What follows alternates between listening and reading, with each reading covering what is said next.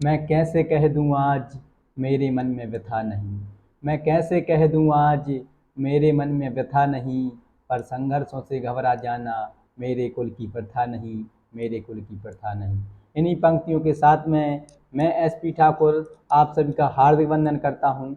दोस्तों, आज वीडियो में बात करेंगे भारत की प्रमुख ऐतिहासिक लड़ाइयाँ या युद्ध। यहाँ से परीक्षाओं में एक न एक प्रश्न आता रहता है, तो इनको जानेंगे। तो चलिए दोस्तों, वीडियो शुरू करते हैं। सबसे पहले जानते हैं झेलम का युद्ध जो कब हुआ था। 326 ईसा पूर्व में हुआ था। इसको अगर अन्य नामों में बात करें तो हाइडे स्पीच का युद्ध या बेतास्ता का युद्ध भी कहा जाता है। यह युद्ध किस किस के बीच में हुआ था?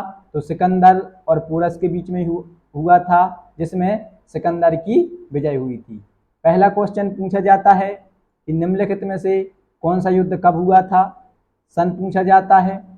और दूसरा पूछा जाता है कि किन किन के बीच हुआ था। और तीसरा पूछा जाता है कि परिणाम क्या रहा था। और चौथा प्रश्न निकल के आता है कि कौन सी नदी के किनारे हुआ था। अक्सर युद्ध नदियों के किनारे हुआ करते थे। तो जो हाइडे स्पीच का युद्ध है या बेतास्ता का युद्ध है या झेलम का युद्ध है, यह कौन सी नदी के किनारे हुआ था? झेलम नदी के किनारे हुआ था। इसके बाद राबर का युद्ध 712 ईस्वी में होता है। जो मोहम्मद बिन कासिम था, यह भारत पर आक्रमण करने वाला प्रथम अरब आक्रमणकारी था। तो इसका सबसे पहले सामना होता है सिंध के राजा दाहिर से, और इस युद्ध को राबर के युद्ध के नाम से जाना जाता है, जिसमें राजा दाहिर की पराजय होती है। और जो राबर का युद्ध है या मोहम्मद बिन कासिम का भारत पर आक्रमण का जो वृत्तांत है, वह किस में मिलता है? चचनामा या उसको ही फतेहनामा कहते हैं नामक पुस्तक में मिलता है। और चचनामा या फतेहनामा की रचना किसने की थी? तो अली अहमद के द्वारा की गई थी। इसके बाद इतिहास में सबसे महत्वपूर्ण तराइन के युद्ध हैं, जो कि 3 हुए थे। तराइन का प्रथम युद्ध विथ डेट पूछा जाता है, 1191 ईस्वी में हुआ था। किस किस के बीच में हुआ था? तो मोहम्मद गौरी और पृथ्वीराज चौहान के बीच में हुआ था, जिसमें मोहम्मद गौरी की पराजय हुई थी। पहला युद्ध यह हार जाता है। इसके 1 साल बाद तराइन का दूसरा युद्ध होता है 1192 ईस्वी में। वही पक्ष रहते हैं मोहम्मद गौरी और पृथ्वीराज चौहान।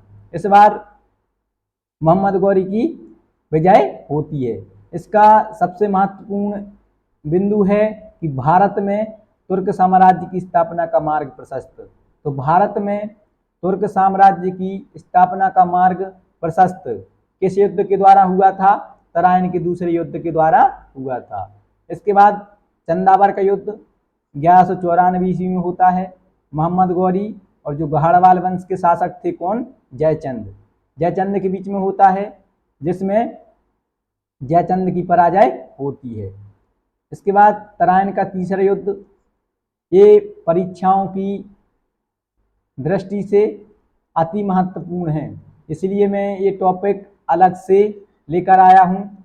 इसके बाद मैं इतिहास में जो संधियाँ पूछी जाती हैं कि निम्नलिखित में से कौन सी संधि किन राजाओं के बीच हुई थी, उसका उद्देश्य क्या था और किस सन में हुई थी, इस पर मैं वीडियो लेकर आऊँगा। पहला ये वीडियो किस पर है? युद्धों पर। ऐसे ही फैक्चुअल डाटा में सभी वीडियो के माध्यम से आपको अवेलेबल करवा दूंगा। तो जो तराइन का तीसरा युद्ध हुआ था, यह 1215 ईस्वी में हुआ था। इल्तुतमिश और यल्दौज के बीच में हुआ था, जिसमें यल्दौज की पराजय होती है। इसके बाद पानीपत का प्रथम युद्ध 1526 ईस्वी में बाबर और इब्राहिम लोदी के बीच में होता है, जिसमें बाबर की विजय होती है। जो इब्राहिम लोदी है, यह सल्तनत काल का अंतिम शासक था। पानीपत का प्रथम युद्ध का सबसे महत्वपूर्ण बिंदु है कि इस युद्ध के पश्चात मुगल साम्राज्य की स्थापना का मार्ग प्रशस्त हुआ था। तो मुगल साम्राज्य की स्थापना का मार्ग प्रशस्त किस युद्ध के द्वारा हुआ था? पानीपत के प्रथम युद्ध के द्वारा हुआ था। इसके बाद बाबर लगातार 4 युद्ध लड़ता है। खानवा का युद्ध 1527 में, जिसमें राणा सांगा को पराजित करता है। इसके बाद चंदेरी का युद्ध 1528 में, जिसमें वह मैदिनी राय को पराजित करता है। और लास्ट घाघरा का युद्ध 1529 में लड़ता है, जिसमें बाबर महमूद लोदी को पराजित करता है। ये लगातार 4 युद्ध विजित होने के बाद 1530 में बाबर की मृत्यु हो जाती है। इसके बाद चौसा का युद्ध 26 जून 1539 को हुमायूं और शेरशाह सूरी के बीच में हुआ था, जिसमें हुमायूं की पराजय हुई थी। कन्नौज या बिलग्राम का युद्ध 17 मई 1540 को हुआ था हिंदू सेनाओं के बीच में। तो मुगल शासक हुमायूं और शेरशाह सूरी के बीच में हुआ था, जिसमें हुमायूं की पराजय होती है। और इसका सबसे महत्वपूर्ण बिंदु है कि इस युद्ध के बाद मुगल साम्राज्य का अस्थायी रूप से अंत हो जाता है और सूर साम्राज्य की स्थापना होती है।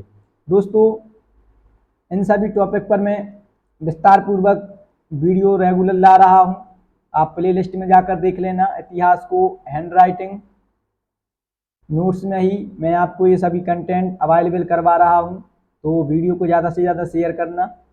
इसके बाद सरहिंद का युद्ध 22 जून 1555 को होता है। हुमायूं और सिकंदर शाह सूर, जो कि सूर साम्राज्य का अंतिम शासक होता है, इसे हुमायूं पराजित कर देता है। और इसका सबसे महत्वपूर्ण बिंदु यह है कि इस युद्ध के पश्चात मुगल साम्राज्य की पुनः स्थापना हो जाती है। पानीपत का दूसरा युद्ध 5 नवंबर 1556 को होता है।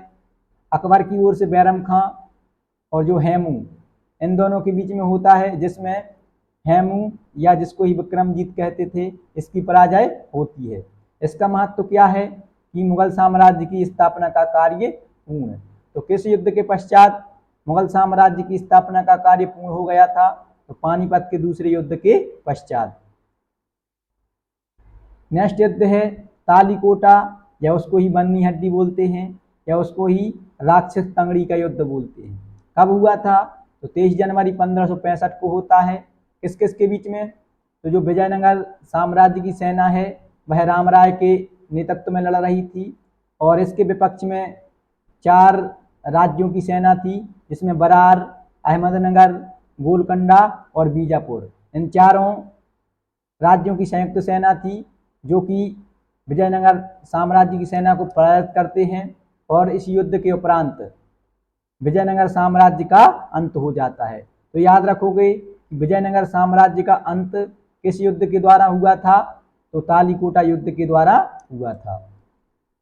नेक्स्ट हल्दीघाटी का युद्ध, या जिसको मेवाड़ अभियान कहते हैं, 18 जून 1576 को महाराणा प्रताप और अकबर की ओर से मानसिंह के बीच में लड़ा गया था, जिसमें महाराणा प्रताप की पराजय होती है।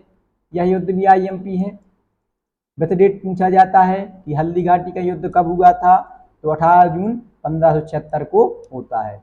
इसके बाद करनाल का युद्ध 13 फरवरी 1739 को मुगलों के बीच में और नादिर शाह, जो कि ईरान का शासक होता है, यह भारत पर आक्रमण करता है। और इस युद्ध के उपरांत यह मुगलों को पराजित करके कोहिनूर हीरा तथा मयूर सिंहासन, जो कि बहुत ही कीमती था और यह शाहजहां के द्वारा बनवाया गया था, जिसको बेबादल खान ने बनाया था, इसको लूट करके यह ईरान अपने साथ ले जाता है। नेक्स्ट है प्लासी का युद्ध, जो कि 23 जून 1757 को हुआ था। इवन UPSC से लेकर हर एक एग्जाम में आया हुआ है। किस किस के बीच में हुआ था? तो रॉबर्ट क्लाइव अंग्रेजों की ओर से लड़ रहा था, और सिराजुद्दौला, जो कि बंगाल का नवाब था। इसमें सिराजुद्दौला की हार होती है और भारत में अंग्रेजी राज्य की स्थापना का मार्ग प्रशस्त होता है।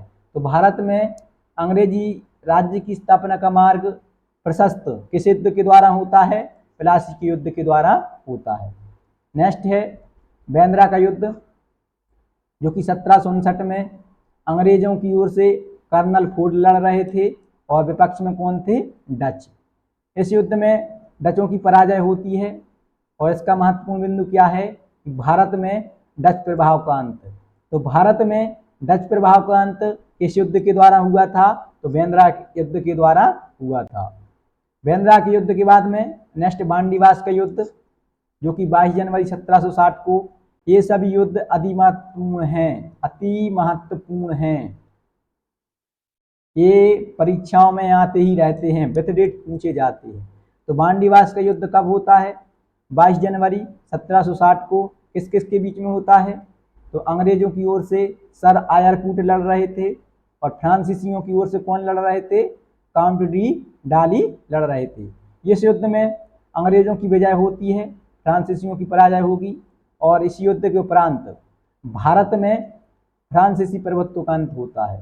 तो भारत में फ्रांसीसी प्रभुत्व का अंत किस युद्ध के द्वारा होता है? बांडीवास युद्ध के द्वारा होता है।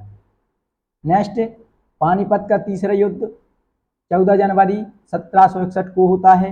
किस किस के बीच में होता है?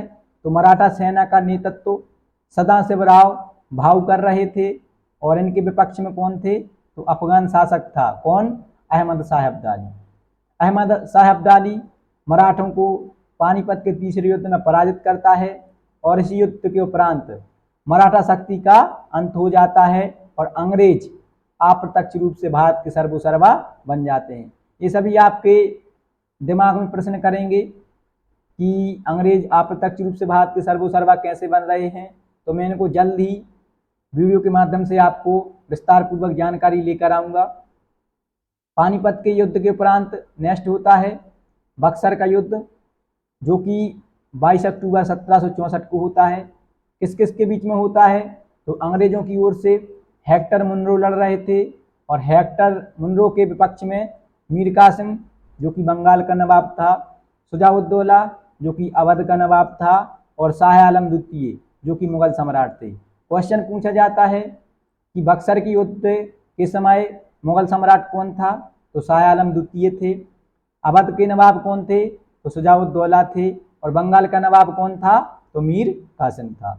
इसमें हेक्टर मुनरो जो कि अंग्रेजी सेना का प्रधान था, यह इन तीनों को संयुक्त रूप से पराजित करता है और इसी युद्ध के बाद जो अंग्रेज रहते हैं वह निर्विवाद रूप से बंगाल, बिहार और उड़ीसा के स्वामी बन जाते हैं। तो दोस्तों ये था भारत के प्रमुख चर्चित युद्धों पर भाग 1। अगर आप सभी को जानकारी अच्छी लगती है तो आप सभी कमेंट में बताइएगा। तो जो भारत के अन्य युद्ध भी हैं वो मैं आपको भाग 2 में करवा दूंगा। वैसे तो प्रश्न यहीं से आ जाता है। अगर आप चाहते हो कि यूपीएससी और पीएससी जैसे एग्जामों के लिए बहुत ही विस्तार पूर्वक जानकारी चाहिए होती है, अगर आपको चाहिए हो तो कमेंट करके ज़रूर बताना। मिलते हैं आप सभी को नेक्स्ट वीडियो में। तब तक आप सभी के लिए जय हिंद।